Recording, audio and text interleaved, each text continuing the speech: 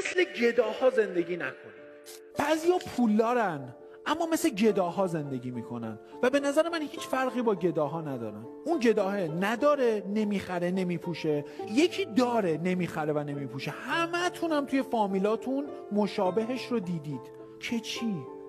یاد نگرفتیم انگار لذت ببریم. فکر میکنیم آره مثلا این هندونه رو کمتر بخریم، امروز رفتیم مسافرت نریم هتل توی چادر بخوابیم، نمیدونم بچه هامو مدرسه خوب نفرستم حتما باید برن دولتی. یکی نداره اوکی انجام نده، اما اونی که داره و انجام نمیده واقعا خاک تو سرش.